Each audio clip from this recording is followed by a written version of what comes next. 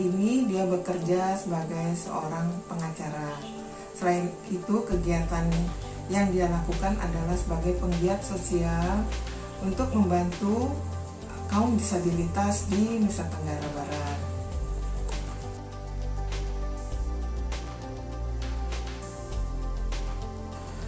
Ketika lahir, anak saya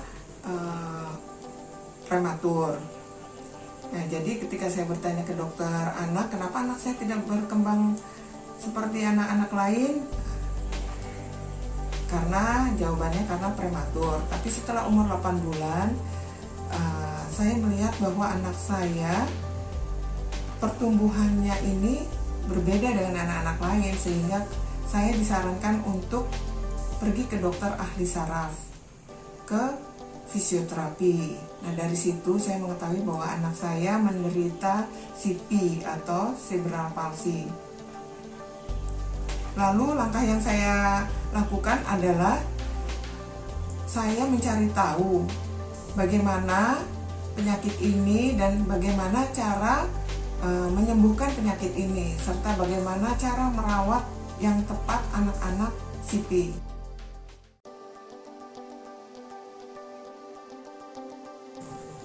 Sangat penting, karena anak-anak disabilitas itu, walau tidak mereka ucapkan, sebenarnya mereka menyadari bahwa mereka berbeda dengan anak-anak yang lain. Oleh sebab itu, keluarga adalah orang-orang terdekat. Jangan sekali-kali membandingkan mereka dengan anak-anak yang lain, apalagi membeda-bedakan, apalagi merendahkan. Sebaiknya keluarga harus bisa memberi suasana yang nyaman sehingga dia bisa tumbuh kembang dengan baik, secara emosional juga.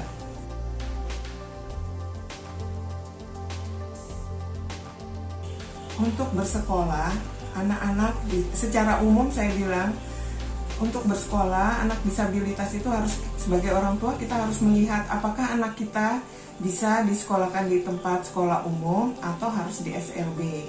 Tapi karena saya lihat anak saya mampu untuk bersekolah di sekolah umum, sehingga saya menyekolahkannya di sekolah umum. Sebelum anak saya disekolahkan, saya sudah mempersiapkan kemandiriannya. Jadi saya ajarkan bagaimana dia bisa mandi sendiri, makan sendiri, melakukan kegiatan-kegiatan untuk dirinya sendiri. Nah, pada saat dia mulai sekolah, saya mengantar dan menjemputnya di sekolah. Tapi di dalam kelas, dia berupaya sendiri. Bagaimana dia harus mengikuti pelajaran di sekolah itu, dia berupaya sendiri, termasuk menghadapi pelajaran dan teman-temannya.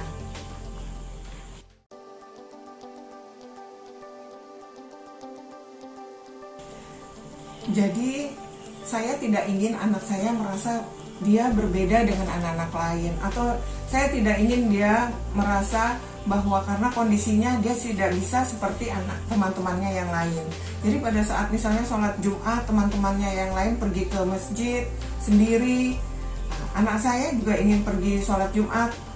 Langkah yang saya tempuh adalah saya minta tolong salah seorang petugas di sekolah untuk mendampingi dia pergi ke masjid dan sholat Jumat, sehingga anak saya merasa senang bisa sholat bersama teman-temannya. Demikian juga kegiatan belajar bersama, karena akan lebih mudah belajar di rumah.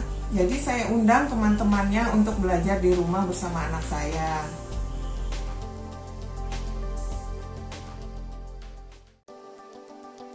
Masalah bullying, saya rasa pasti anak-anak mungkin saja merasakan. Jadi cara saya untuk menghindari bullying, ketika sekolah saya mendatangi wali kelasnya, saya berbicara mengenai kondisi anak saya dan minta supaya anak saya mendapat perhatian.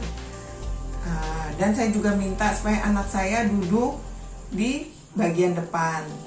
Kemudian saya juga menghubungi atau bicara dengan teman-teman anak saya, mengatakan kondisi anak saya dan meminta mereka untuk berteman baik dengan anak saya. Itulah cara saya untuk menghindari bullying di sekolah.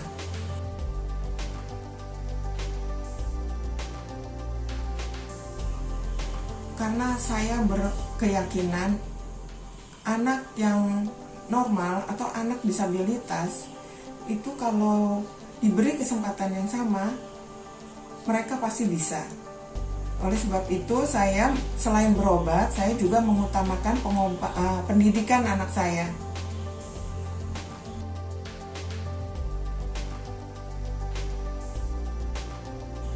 Jadi,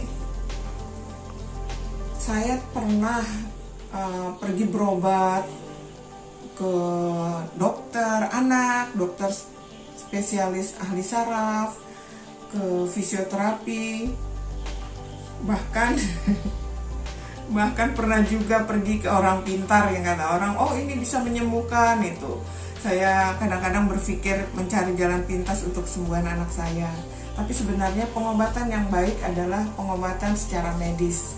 Dan itu saya lakukan sejak anak saya umur 8 bulan sampai anak saya selesai kuliah pun saya tetap melakukan pengobatan untuk anak saya karena saya tidak berhenti berharap bahwa suatu saat dia bisa sembuh.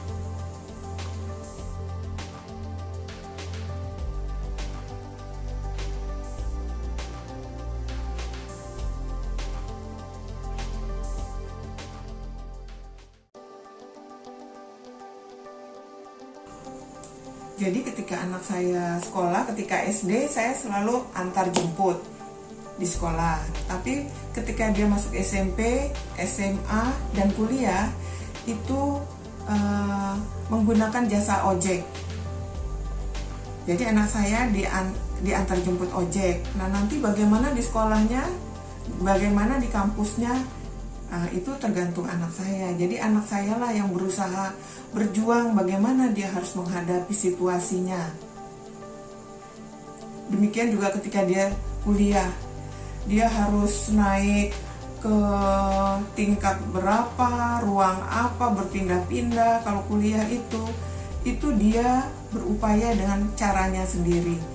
Dan anak saya tidak pernah malu-malu untuk minta tolong, misalnya tolong bantu saya naik ke lantai sekian pada orang, dan saya juga selalu mengingatkan jangan lupa bilang terima kasih. Jadi dia sangat sangat mementingkan pendidikannya, dan dia juga mau berupaya keras untuk mencapai tujuannya dan cita-citanya.